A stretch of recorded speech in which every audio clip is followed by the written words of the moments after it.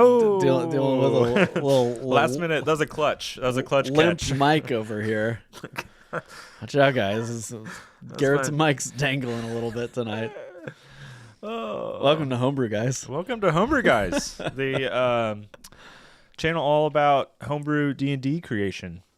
Yeah, we come up with characters and campaigns. Yeah, we're gonna roll some D20s today. Create some characters. We're gonna make D20s. We're whittling them down. Yeah, I know everyone tuned in for that, so get excited. Yeah, it's a 24-hour stream of us. I think people would actually play. be interested if we were just like you and I just being like, yeah, it'd be crazy if this monster was like, had 4 arms instead of 3. Yeah, maybe people would lose their mind. 3-armed monster would make me lose my mind. No, but welcome to Homebrew Guys, the show that's all about homebrewing as far as a drink is concerned. Maybe one day we'll make the D&D thing, but this is the show all about the events, the things that have happened in the homebrewing world, and we've accrued them all into a show, and we're here to talk about each one of them. Man, you've really perfected your early show pitch. I'm trying to change it up a little bit because I feel like I could get in the same thing, unfortunately. If you can't tell, we've been drinking a lot of mead and beer before this show. Yeah, we don't get together very often, so when we do, it's like, okay, we got to shoot 4 videos today. We didn't shoot a palate expanders. We almost did a palate expanders. I brought a bottle. And we didn't have time to do it. So it was tough enough when one of us was a parent. But now with 2 babies, it's almost impossible. Getting together is kind of tough. But we make it work. We were talking about maybe we'll figure out a play date soon. Yes. And Garrett and I can hang out while the kids eat sand. Drink some beers, Good times. Kids eat sand. That'd be great. Let me just. There we go. BC brought us mini-me. I'm sure we'll get to chat about that in a second. Let's say hello to Good Crusader, Dan Technologies, Nathan, Dogstick Fetch, Kyle Ducharme, and Stinger and Adept Nonsense. Hi, everyone. It's Homebrew Guys. And Garrett, we were just talking. Oh. In the club, we all fam, says Dogstick Fetch, which for me, that gets a Slayer.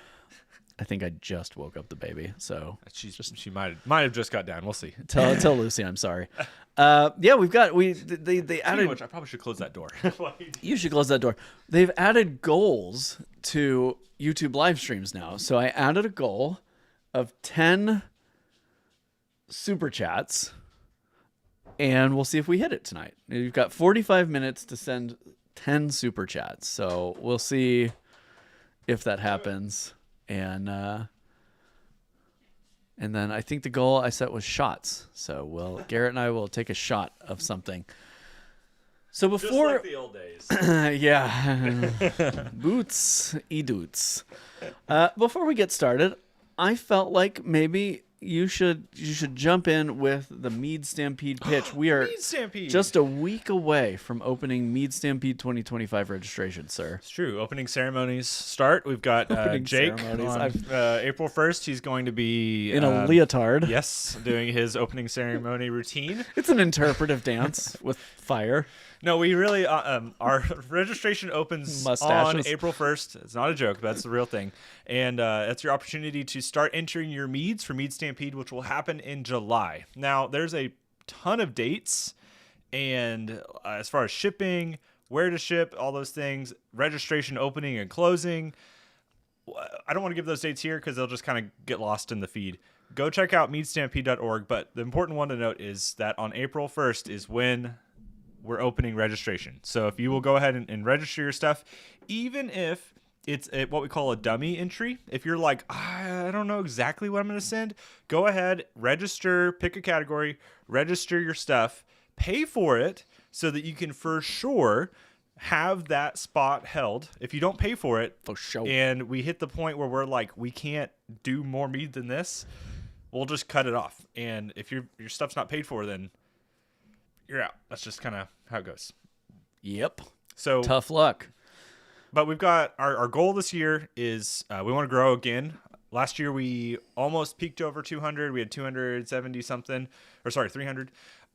We want to keep going, keep growing, and we also want to continue our mission of giving quality feedback.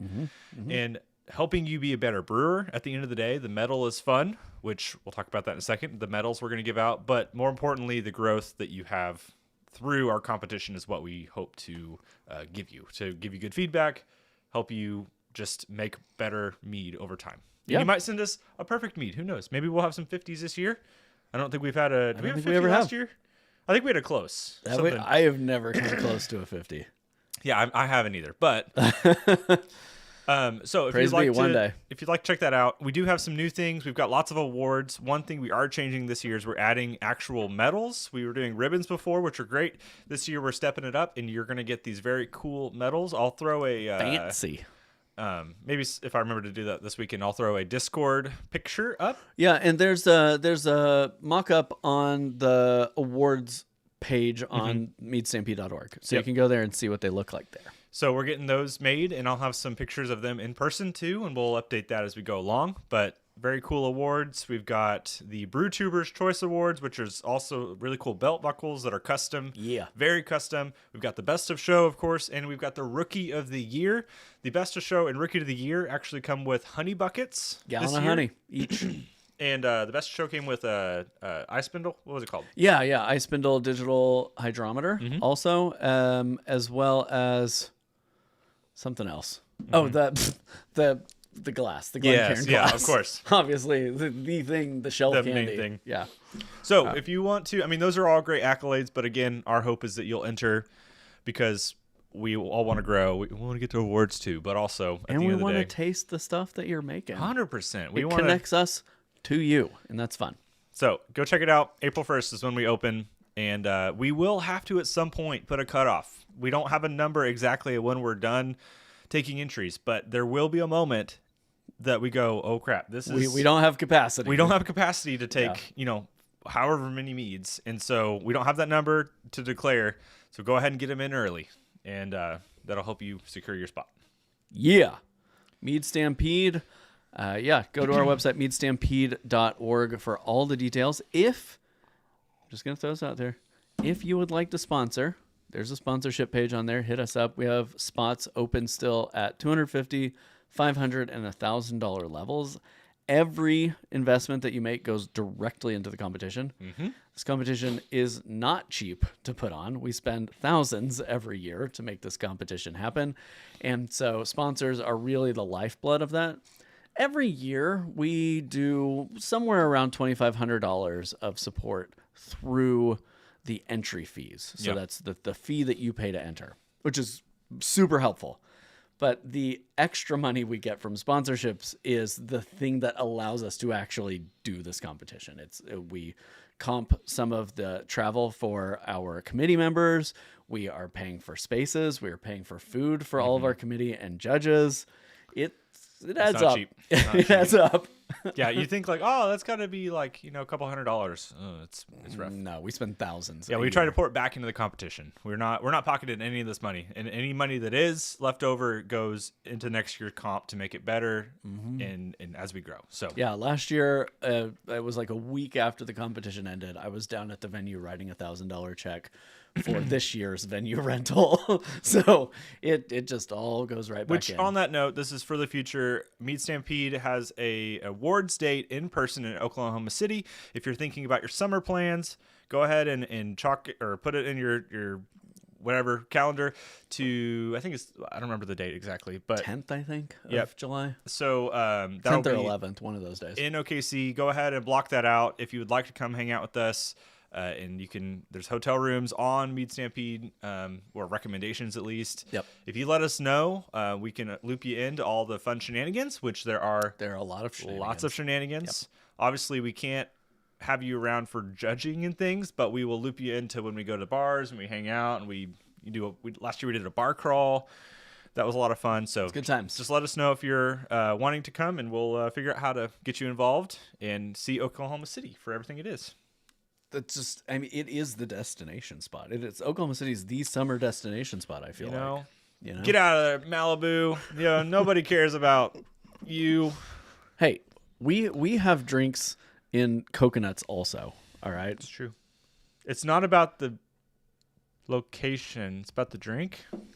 It's about the friends, maybe that's the new the friends Mead Stampede. You make along the way. That's the new Mead Stampede. It's not about the location. It's about the drink. Drinks. There we go. We have a flippin' jam-packed show tonight. Yes, we gotta get talking because we do have a lot of stuff in the brews specifically. Yes. So shall we? Yeah, let's jump right into it. So in the brews, beep, beep, beep, beep, beep, beep, beep, beep, beep, beep, beep, beep. Someday we're gonna get that thing set up with sound effects. Yes. The day is not today, but someday. Or next one. So we'll find in out. the brews is where we go to talk about things that are happening in the news relevant to homebrewing or other alcohol related. There's a lot more stuff than you think. Homebrewing is small, but there's still a lot that's happening. Yeah, I have a lot of news alerts set up, so this stuff lands in my inbox. His keyword searches are crazy. It's a little messy. And then obviously we take a look at the Man-Made Mead Discord server. There is a Homebrew Guys channel on there, and you can drop news in there. And at least one of our stories tonight comes from that channel. But let's talk about zebras. Well, let's talk about zebra striping to be more specific. Yeah. This was interesting to read because we already know that most people 21 to 25, let's say, are like cutting back on drinking. Yep. This is a new way to cut back, but also not fully cut back. It's like a methodology. Yeah. So this is a practice of they call it a practice of alternating between alcoholic and non-alcoholic drinks. And you're just social drinking. So rather than just going hard, you're whatever, NA beer to a whatever beer to NA beer, or I guess probably mocktails more than likely is what they're actually taking, because I haven't seen many NA beers out in the wild as much. No. But mocktails are really big, so I could see why people would do it to give you that well, you're hydrating between drinks, right? Yeah. Also, though, my thing is, if I'm going to spend $8 to $10 on a drink, mocktail $8 to $10 is crazy to me. Anna gets mocktails, and she's not one to go for bougie drinks all the time. So it's if I'm getting an $8 beer, you might as well get an $8 drink too, so we can all have a good time. But I always look at those menus and I'm like, how are you charging so much? How is this $8? I mean, it's because people pay it. That's for fruit juice. Yeah, for fruit juice and a thing of mint on top. But people are doing that, which is this. Hey, it's for their health. It is. I'm thinking of Brew's rules. It's for their health. Zebra striping is just the practice of alternating drinks, and I guess it's like a Gen Z type of way of enjoying your night out without spending too much and without having a hangover the next day. I had not heard about this, nor have I practiced this. No. So I'm curious. Is anybody in the chat let us know. Zebra striper? Are you a striper yourself? Yeah, when I first saw this, I was thinking maybe they're taking whenever your Kolsch here is not a super stripy beer, but some beers will leave a ring. Oh, yeah. And I was thinking maybe for every ring on the glass you're taking a drink of water. I was like, what is zebra striping? Then it's shot for shot alternating the beer water. I don't know. It's interesting, and I think it's probably a healthy practice as well. It's just interesting to see a little bit of a difference between people going completely out. Yeah. All mocktails. It's like that hybrid between, which is... And this is common. This isn't the first time we've discussed the younger generations kind of move away from social drinking. Yeah. And you and I thrive on teaching people how to, it's my job, literally, teaching people how to homebrew. Thrive on alcohol. Well, a little bit we do, right? And so it's interesting to see this younger generation saying hold on, let's take a beat and assess how this makes me feel and the long-term impact. They're looking at people like us going, I don't want to be like that guy. I mean, but for real, it's one of those things every generation likes to kind of crap on the generation that comes after them. But honestly, good on them for respecting their health and making good choices. It's just funny. All right, next up. Have you ever had your finger cut off by a cooler? I can't say I have, but... You haven't? Have you? No, I haven't. No, not yet. But this has made me really reconsider any stock that I have in Igloo products, though. I will say after reading about it, I have an Igloo cooler at home. They have recalled over 1 million flip and toe rolling coolers. There's a picture that accompanies the link, and all these links, someone's finger. all these links will end up in the description of this video tonight or tomorrow. But I guess the toe handle can pinch the fingertip and just whoosh, crush it. Just crush your finger right off. Right off. There have been 12 reports so far of amputated fingers. That's crazy. How? And these are I think you got to put some weight on that thing. They're not cheap. They're $80 to $140 coolers. And I have a feeling that the surgery to have your fingertip reattached probably costs more than that, at least in America. So watch out. Be careful out there, guys. Coolers, it's no joke. Igloo coolers will get you. It's no joke. Waiting right around the corner. They'll surprise you. So if you're considering making a, what do they call that? Where you put the lines inside the oh my gosh, jockey box. Jockey box. Yeah. If you're making a jockey box, maybe don't go with the Igloo brand. Or go for it and risk it. I mean, you could come up with some fun beer names out of that. Oops, my finger's gone. Yeah, maybe it's like a blood. Is it in your glass? IPA or something. I don't know. Just stay safe out there, guys. Let's talk about hangover cures. This is right up your alley, dude. Because I hate cucumber, and cucumber's like integral to this. The way you said that was so dude, you're freaking wasted every night. You need a hangover cure because, dude, you're nonstop just trash. No, you like the flavor profile. That's true. It's That's true. Cucumber and coconut. Is that my new MO? I'm the cucumber guy. I mean, I went from amaretti to peppermint to apple cinnamon to now. Here's your recipe, cucumber. homebrewers: 10% coconut water, 25% lime, and 65% pear. But there was something about cucumber in there. I'm not making this up. I don't see it. Okay, maybe I'm wrong. I think you were wrong, but okay, maybe I lied. I swear it. Okay. I do love. Okay, I'm wrong. So I love. You're the pear guy, I guess. I would take that. Pear's a hard one. So it's electrolytes, enzymes that metabolize alcohol, vitamin C, and I guess that altogether that all somehow just does it. That's just the magic keeps you mix. I don't know, man. I've tried a lot of hangover cures over the years, and in my opinion, just like a fatty, eggy sandwich is what you want. You just want like a greasy, like you just egg, need something to set on it, bacon, and a muffin, like an English muffin, some cheese. Yeah, that's what'll take care of the hangover. You disagree? No, I would say that's true. I'd say, I don't know specific to that, but I would say food. Yeah, I guess a heavy food like that. And then probably just, drinking a bunch of water. Mm-hmm.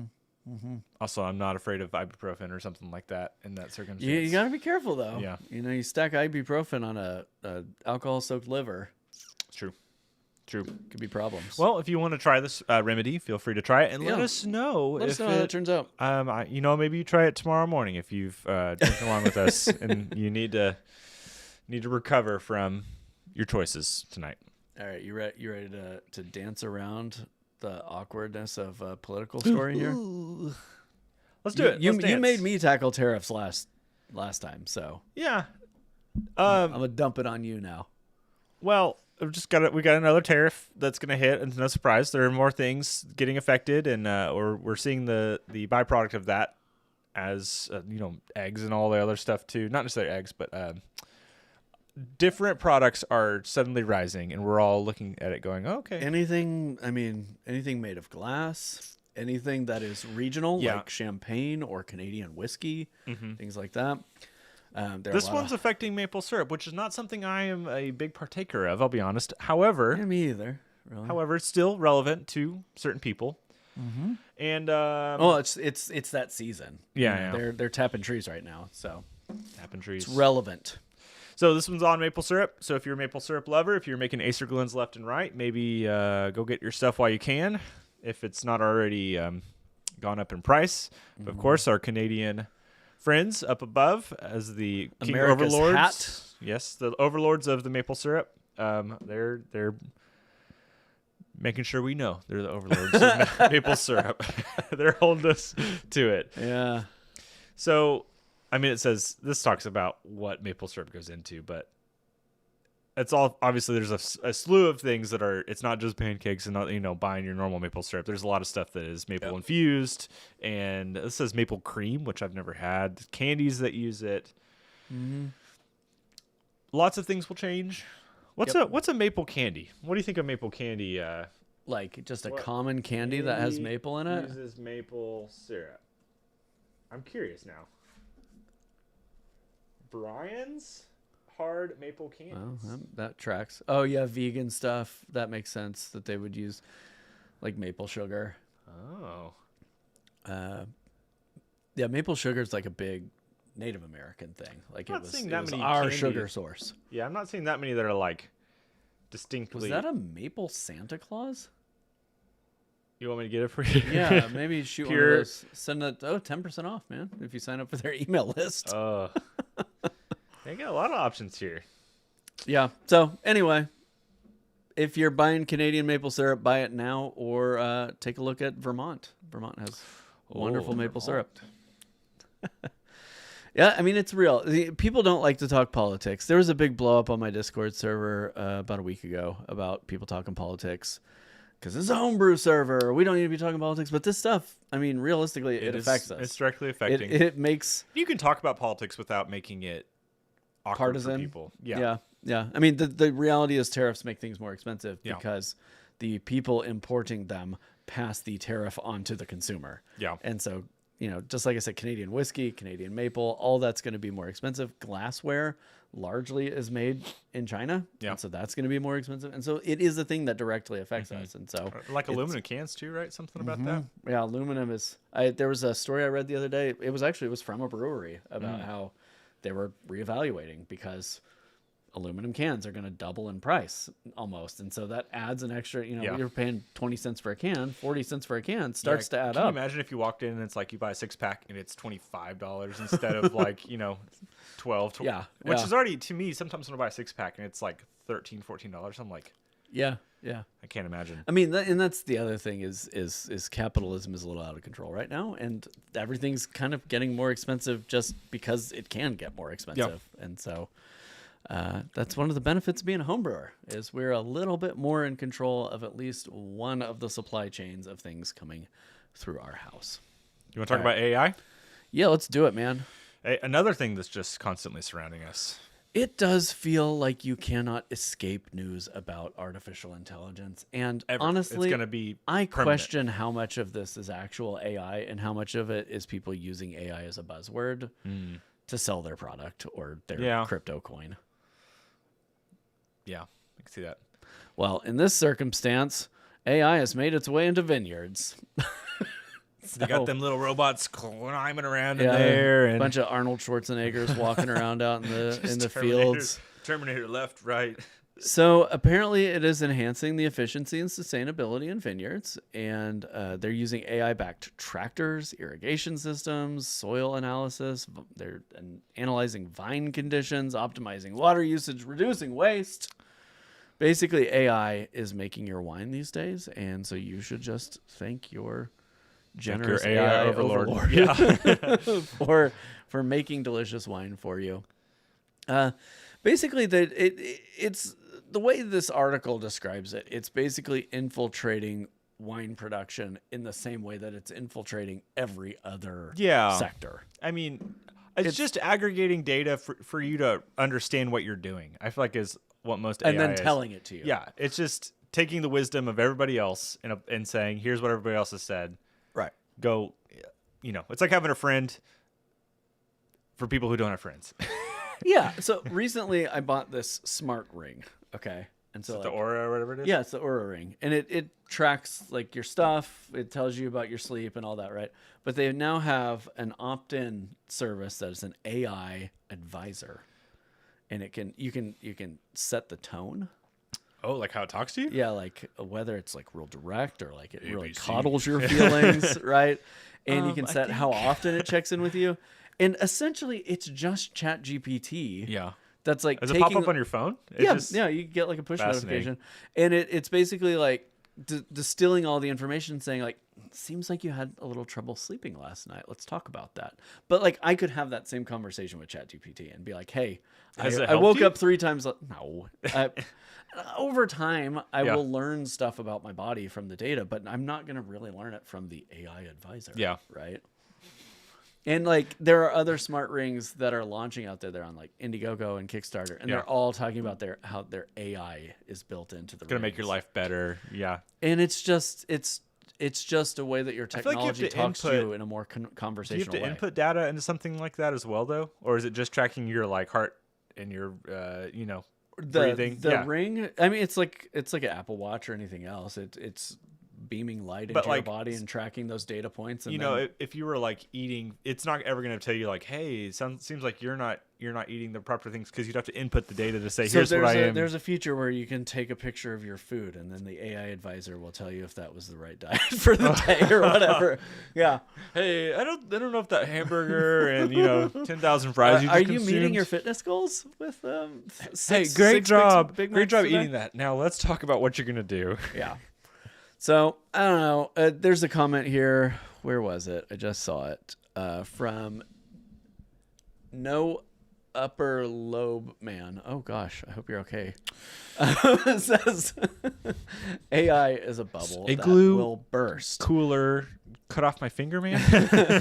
I don't know that AI is a bubble that's gonna burst, but I think it's kind of like social media, where you're gonna have 50 different AI companies all competing, and then by next decade you're gonna have 2 or 3 dominant ones. Yeah, it's still a buzzword. It's still at the point where it's scary buzzword. People are throwing it around left and right, and until it gets really like understood or used in a way that makes sense, it's not going to be anything big. Yeah, I mean, until it gets to a point where it legitimately feels intelligent. Yeah. Which is, that's what Apple is struggling with right now to launch their new version of Siri, is they want her to be completely conversational, where you can say, hey, what's the temperature outside? And she'll say, it's 57 degrees. It's the high today. Is that jacket or sweater weather? And she can answer. And you have a conversation rather than having to introduce a new prompt every time you want more information. And apparently that's really difficult to do. Yeah. Because Apple has kicked that can for almost a year now in launching this new product. And they actually had a statement the other day where the guy in charge of the Siri project was like, yeah, all the other companies have launched their AI in this state, but we're not going to do that because we want ours to be good. Which was kind of like a catty thing to say. Yeah, it's pretty shady to be like, these mofos just put out their crap. But like, I think that's what it's going to take for AI to go to the next level is for it to become so pervasive as that like you don't even really notice it as part of your life. And right now it is a struggle to use these tools. Yeah. Yeah. I mean, we won't name names, but look at some of the AI generated thumbnails out there on the Mead YouTube universe. And the struggle is evident. It's just slop. It's pretty sloppy. Yeah. All right, let's move on. I've tried thousands of craft beers. This easy to find brew is my favorite cheap IPA. So I'm going to be real with you. Do you like cheap IPAs? Well, this one's not that bad. But when I was at OnQ on my way to your house, I bought this Red Bull, and I went through their whole beer cave trying to find this IPA we could try one, because according to the article, it's like the easiest to find grocery store IPA. Is this Stone Brewing? That's like the Yeah, it is. It's so this is a Stone IPA. It is a 6.9% ABV India IPA, or excuse me, India Pale Ale. That's an IPA. Renowned for its balanced flavor profile, combining citrusy and piney hop notes with a sturdy malt backbone. I like IPAs sometimes.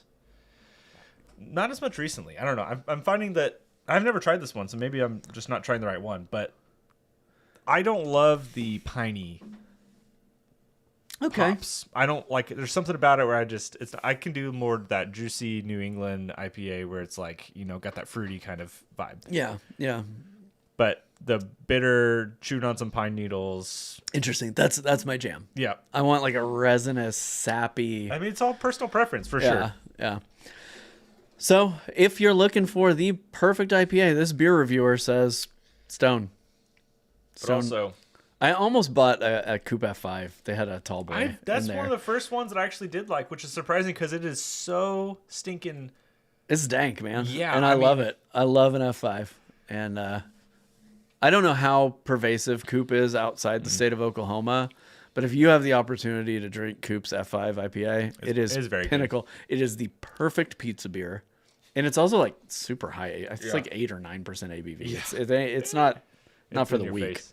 Good stuff. Thank you to Larry, member for 50 months. That's over 4 years being a member to the channel. That's a good time to mention that. God, I still didn't send you my new ones. These are the wonderful folks who support my channel, and these are the beautiful folks who support Garrett's channel. If your name's not on there, I apologize. We do this every podcast where I forget to send them an update. And I forget to ask you. Yeah. So there are definitely people who are missing, and so I apologize. You're on the list. You'll be featured on, of course, YouTube on a video. I always update that. I keep it updated for my YouTube videos, but I always forget to do it. You're special, and we love you, and that's really all that matters. It's true. All right. There's so much news. There's a lot. We got have you seen this? I haven't seen this one. You haven't seen this? Okay. You got to check this out, dude. This is a strawberry that costs $20. And it's from this guy. I guess they're selling them here in the States now. But it's from this guy who's like figured out how to make the perfect strawberry. And it sounds like a gimmick, right? Uh-huh. But apparently it's not.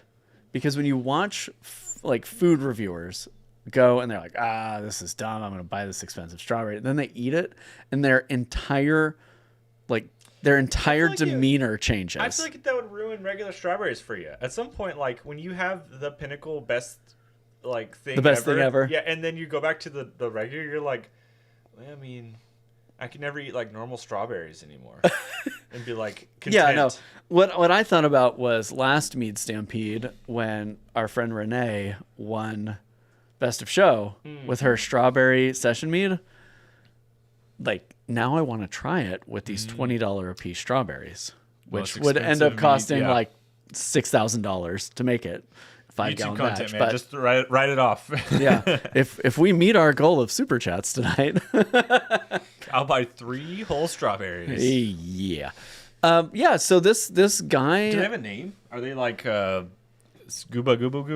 strawberry or something weird? I don't know. I watched a video on this like a month ago where some food reviewer actually went, I think to the place where they're made or whatever, but now they're in the States. They're importing them now, and they sell them in this like little like plastic gem box. You're one strawberry in this little box.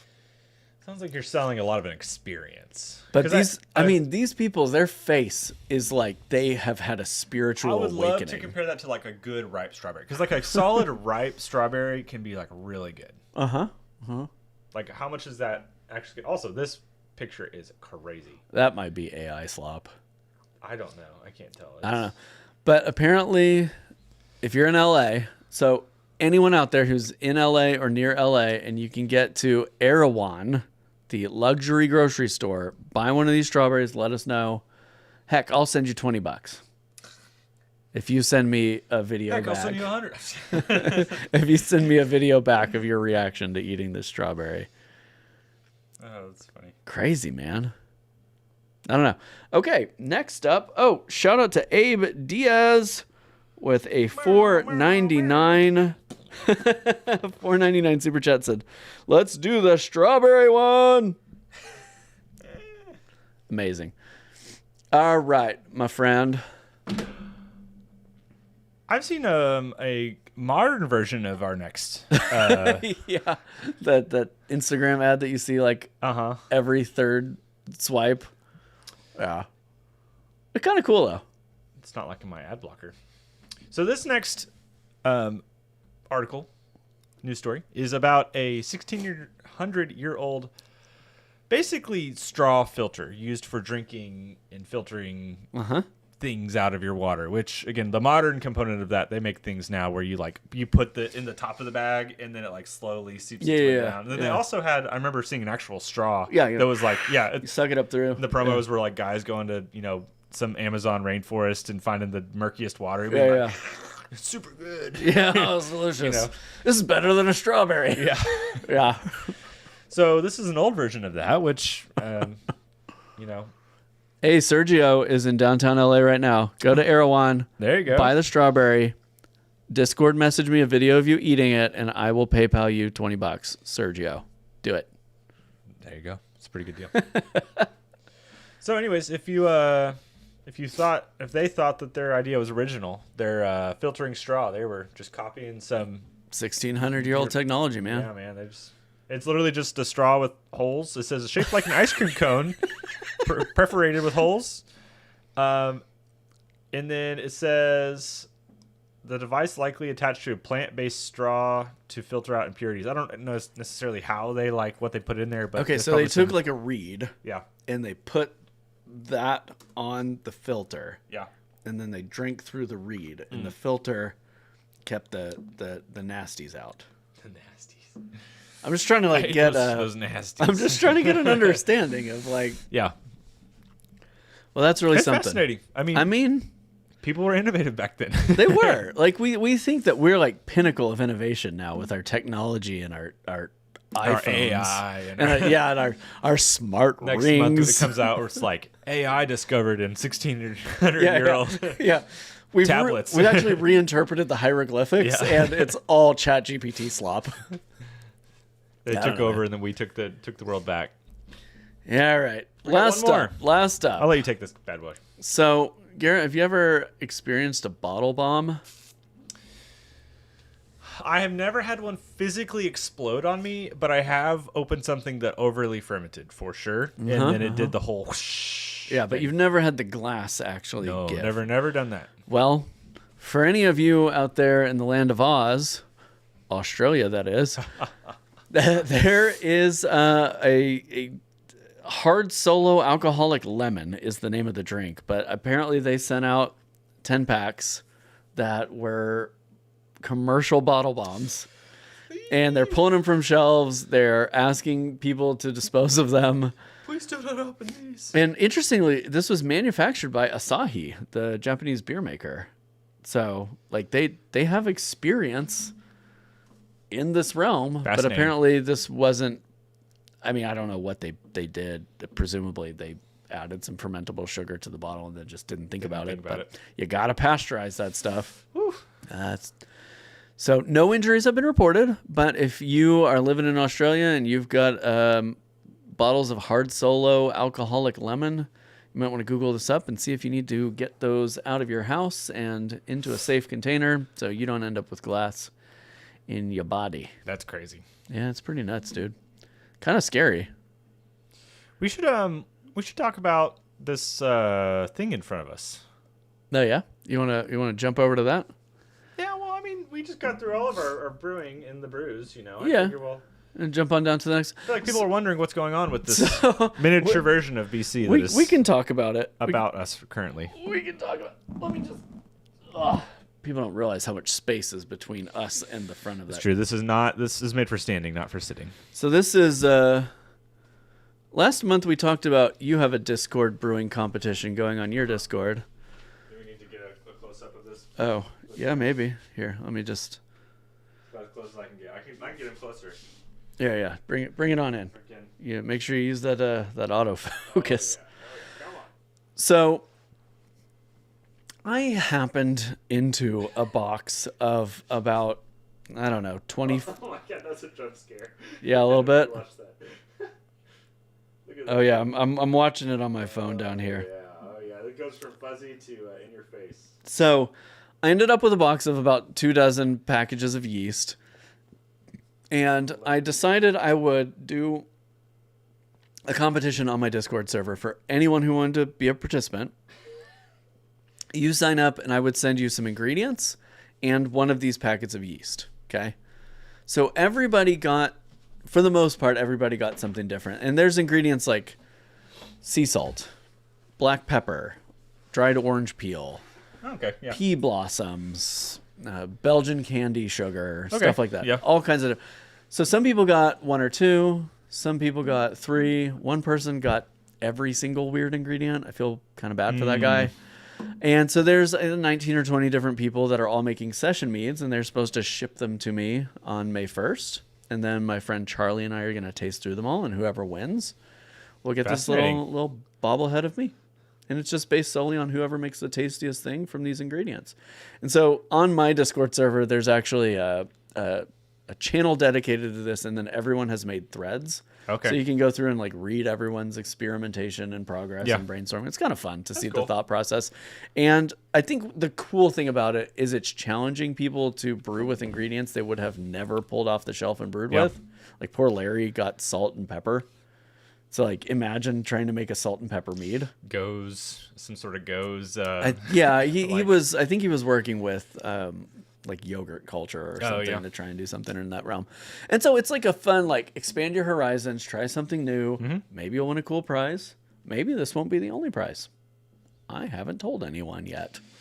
So I might be sending you some strawberries. Yeah, maybe I'll get some $20 strawberries. So anyway, this is a bobblehead. It does have your tattoo, which I think is fun. Yeah. Which one of your tattoos? Yeah, they got the tattoo from Tell her which this one arm. to specifically do. Well, it's the one that's visible, right? Okay. Yeah, I guess she could have made me shirtless and had have the whole she back got tat. The one on the backside too. Wow. I mean, I do have my whole back is covered. I don't think you've ever. We've never been to the pool together. I can't say I have. I can't say I've seen the BC shirtless. You'd think after, like, what, 4 or 5 years of knowing each other, at some point you just see each other shirtless, but... We have held our professional boundaries, sir. Maybe Mead Stampede this year is the year. Hey, Patrick, Sandy. What a weird time to come in. Larry asks, what is the process of ordering that like? Are you talking about ordering this? Well, awkwardly, it involves taking a whole lot of photos of yourself and then sending them to a woman in China who then sculpts you and daily sends you pictures of the thing that she's sculpting to see if it looks like what. It is fascinating that they didn't. I guess you couldn't make glasses, but they're painted on. Yeah, they're like sculpted and painted. Yeah, it's weird. You kind of look like a superhero from the side with the. Kind of have an overbite, a little bit. I don't know. Does this make you feel self-conscious or a little bit? Yeah. this is what people see you. This is how I'm seen. So yeah, it's weird, but it's a cool prize though. Yeah, though somebody will have fun with it. Use it for target practice or swing their golf club at it or whatever. Can you imagine whoever wins it just days after? Yeah. Here you go, BC. This is what I think of your stuff. Now watch this drive. Okay. Do you want to jump into the other 2 things we're going to talk about for this month in brewing? Sure. Let's do it. Then we can circle back and we can chit chat on things we want to. Yeah, we can vibe out a little bit. So this first one, I'll take this first one. You take the second one. This first one is weird.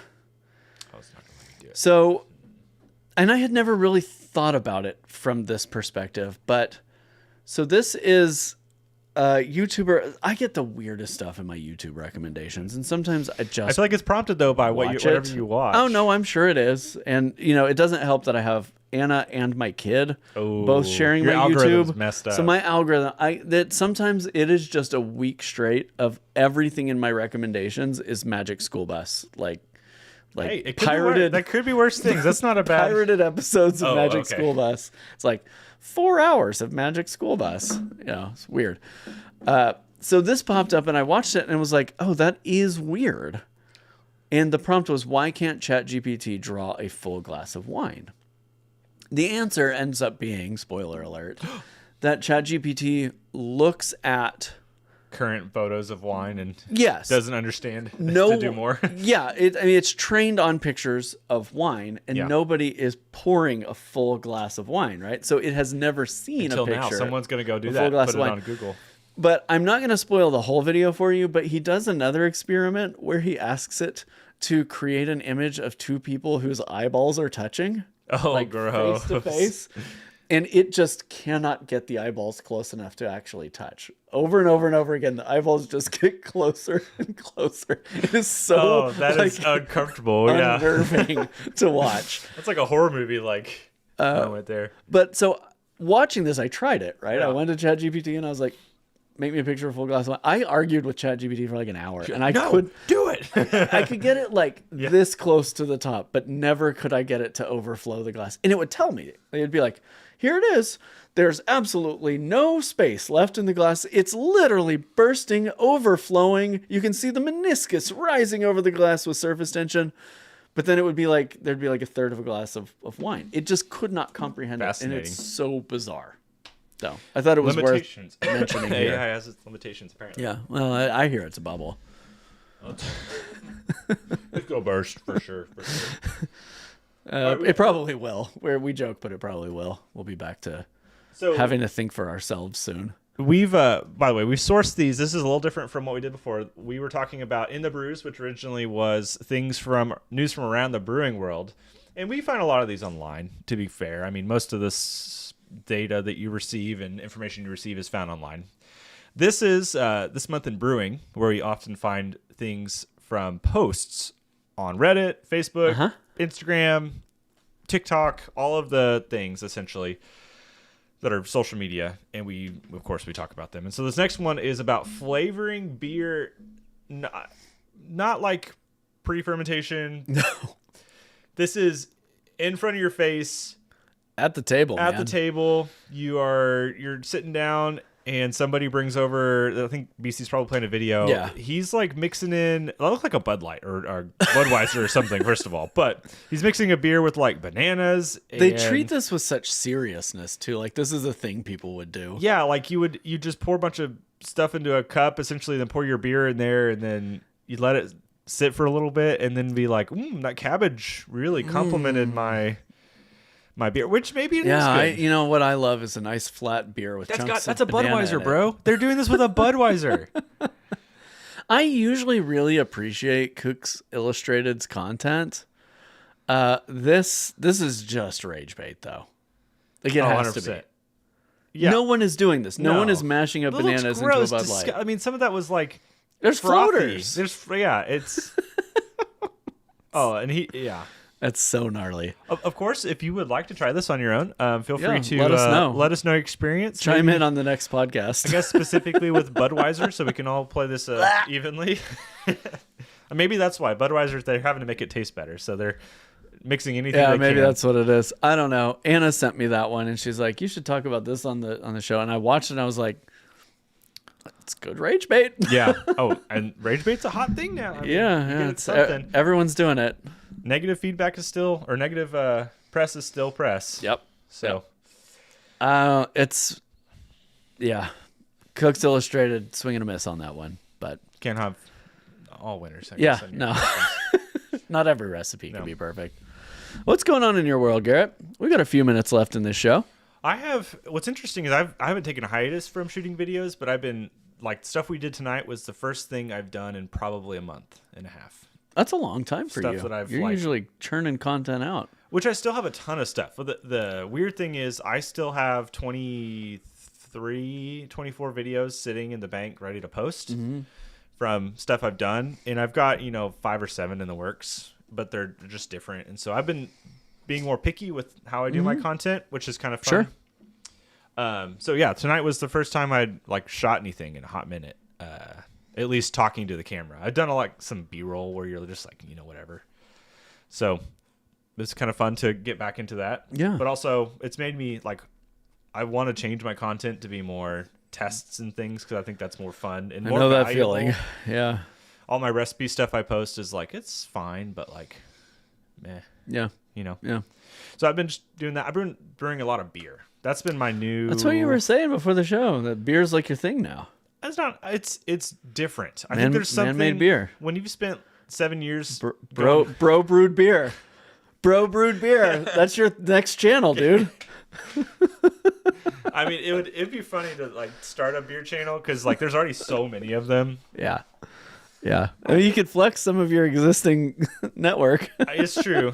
I do enjoy beer because it's different. It's a different process. And honestly, I like drinking beer a little bit more than mead right now. We still make a bunch of mead. I still have gallons and gallons of things that I do. Sure.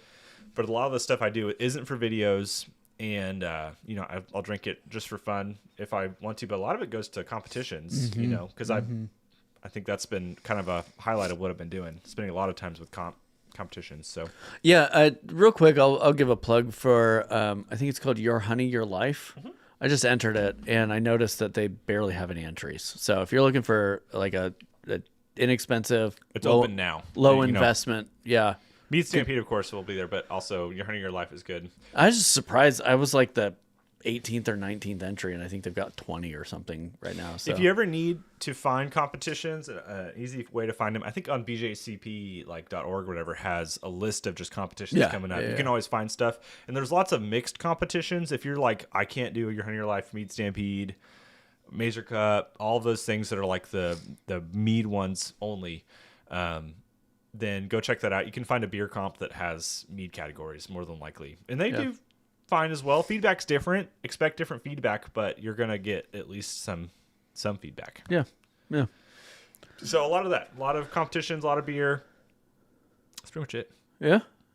I've been working at Craft Brew, making shorts. Even in that short game, dude, I have so many 1 gallon things going at any one time, and we had a cold snap here in Oklahoma like 2 weeks ago. Yeah, and I had just mixed up like 11 1 gallon batches. And then my studio, I go back there, the little thermometer that I keep back there is like 48 degrees or something back in my studio. So I had to move everything up to my kid's room so that it would actually ferment. It's just like, I'm so ready for this cold weather to be over. I like this temperate weather we have now. Oh, yeah. Today was great. Great beer in the yard weather, right? And then like 2 weeks from now, it'll be in the hundreds. Yeah, we have no respite here in Oklahoma. But yeah, no, I have constant shorts content coming out there for work, and then I've got YouTube content that's going to be coming out soon. That's long form content on their channel. We're going to publish, I think, every 2 weeks, and so we're kind of in a beer phase right now, and then I've got a pretty big thesis on how to make a mead recipe coming out in a month or two. And Larry, I see in the chat, Larry, you get a shout out in that video because I mentioned meadtools.com, I think twice. There you go. in that video. Yeah, that's fun. So, yeah, and it's me. I feel like I'm just always brewing 1 gallon batches these days. But after CiderCon, I learned so much at CiderCon, and I bought some fancy apple juices to mix into some kind of like Macintosh, like grocery store juice, and some nice soft tannin. And then I'm going to use all of those 4 new, 3 are new cider yeasts from Fermentus, and do 4 different batches, all the same juice. Okay, yeah. But see how the yeasts actually perform in those. So I got to mix that one up soon. That'll be a 4 gallon batch. And then I still owe everyone my big like CiderCon takeaways video. I haven't shot it yet. I've got all my notes organized, but it's a matter of like finding the time to get in front of the camera and talk it through. Yeah. Those kinds of videos take a while, and you have to like be in the spirit to stand in front of a camera and talk through a top 10 list or whatever. Right. And like be passionate about it. Number 10. Yeah. So I'm getting there. Hopefully I'll shoot that one this weekend. But for me, like I do so much fermentation as my job now that it is hard to find the passion to like also do it on the weekends. Yeah. So it's like it's a different phase of life for me right now. For sure. So like you, I'm hoping to make more beer. And I'm hoping to use my beautiful, now emptied out backyard to be my beer oasis this summer. Beer oasis, there you go. I was telling Garrett, I think I'm going to move away from mash tun and just do all brew in a bag going forward. I think it's easier, and I'm not seeing the benefits so much of a mash tun versus brew in a bag, other than maybe yield. But we should plan to do a test. Testing our system side by side as far as like doing the same recipe. That'd be interesting to see, like, and like do it with my mash tun. Yeah, it's like me doing it like straight up old school 1982 versus your fancy new claw hammer, drinking a beer and not doing anything. It could be fun. You can have you bring your system over. We'll do a side by side. Yeah, you'll be done 2 hours before me. I'm still out there hosing everything down. Could be fun. I'll just be getting trashed. Shout out to Dogstick Fetch. 55 says hot dang months. member for 55. That's pretty crazy. Months. Good Crusader asks, have you brewed an Imperial Porter yet? I'm working on one with vanilla extract. Imperial. I've done an Imperial Stout before, and it turned out okay. I feel like one big change I made for my brewing was I stopped using just straight tap water for my beers specifically. Oh, yeah? And I bought one of those Brita like attached filters that just has the charcoal filter or whatever. Okay. So all my beer I make uses that. Does it take a long time to run that, or does it takes, run? For me to get 5 gallons, it probably takes me 3 or 4 minutes. That's not bad at all. Yeah. Okay. And I was just thinking like reverse osmosis. Yeah. Like, takes a while. Well, and I thought about going RO water, but then you have to add everything back. And I'm not at the point, like, I know that's the next tier of beer making is whenever you're like RO water and you look at your style and you're like, well, luckily like Brewfather and these things tell you to style, you want to add more of gypsum and you want to do this. Yeah. But I'm just not there yet. So anyways, beer's using filtered water, so to speak. And then I still do tap water with my mead. Gotcha. Because I've never had a problem with mead and tap water. Yeah, no, well, you did that side by side once, and we thought the tap water mead tasted better than the store bought water. So, and I think that's still true to the water I have here, even though it's very hard water up here in Edmond. It still turns out good. It's just the beer side. I always noted. I was like, I feel like something's off. And so this is made with that filtered water. Oh, it's great Kolsch. So, Silent Rob, if you're out there, I told him to save a bottle of this for you for the summer. Since you love Kolsch so much. Well, anything else? Anything you got to promote or hype? No, Mead Stampede. Next time you see us will be probably, actually, into April we've got 2 big events. End of April, beginning of May, we got 2 big events. Oh yeah, we should hype those. If you're in Oklahoma or the surrounding states, you should come out and drink with us. So the end of April is we've talked about it a couple times now, is an event called Hoppy Camper. It's in Guthrie, Oklahoma, located at something recreational event. Yeah, it's at the Make Promises Happen campsite or something. If you go on the website, it's a campsite for kids with disabilities. Yeah, and so the proceeds from the event benefit the camp. Mm-hmm. If you want to find out more information as far as where to go, hoppycamper.com or org, something like that. Google Hoppy Camper Oklahoma. There are tickets. It's a pouring event for homebrewers, and then some commercial breweries mostly show up. And what they do is it's like a basketball court looking outdoor area that's covered. And the inner circle is like commercial breweries, and then they line the outer circle with homebrewers. And there's normally anywhere between 20 and 30 homebrew booths of people pouring beer and mead and wine and stuff like that in the commercial breweries in the inside. You show up, there's a VIP session that's like the first thing, and so everybody brings like a VIP drink. So if you show up like a fancy bottle, show up between like 4 and 5, then you get to try the VIP thing, and after that they open it to the general public, and then we just pour stuff. BC's taking a juniper and citra hop session mead, and then a trad session mead. Yep. And I'm taking my apple and cinnamon mead and a blueberry lemonade, which will be kind of fun. The blueberry lemonade's one I haven't rolled out before, so that'll be interesting. And then the next week, we've got another pouring event that's in the Grove, which is a neighborhood in Edmond. And if you're really curious about that, reach out to us if you're local. That one's probably, if you were to choose between the two, you could go to Hoppy Camper because it is like so much bigger. It's huge. And plan to have a DD. Yeah, plan to either. I mean, I don't think you can Uber out there, but plan to you can stay. The cool thing about Hoppy Camper is you can actually camp and stay there, or be safe and get home in some safe manner. But regardless, let us know. The pouring event in the Grove is one that's in Edmond, in a similar situation with way less people. Yeah, there's only like 5 or 6 homebrewers. It's a lot of fun though. It's like a neighborhood hosted event, which is kind of fun because then people just walk over and they just get trashed and then walk home. And it's more kid friendly. Yes. Like we'll have a keg of sparkling Kool-Aid or whatever for the kids, but the kids play games out on the lawn and stuff. It's a good time. So yeah, if you show up to either one of those, we'd love to see you. We'd love to chat with you. Yeah, we'll be there hanging out. That's the big thing. I don't know. Homebrew Guys will be TBD as far as next month. We'll have to kind of discuss on a timing of it with. Yeah, those events really get in the way of family time and everything else. So we'll make it work. Either strive to do it. Either we'll do it the weekend before Hobby Camper, or we'll do it early May sometime. We'll figure it out. That's the big one for us. We've been brewing toward it. I was trying to bring bottles of mine over for him to try, but neither of them were well carbonated just yet. So I've got all my kegs ready to go, but now the keg space is the hard part. I'm just holding on to kegs. I'm like.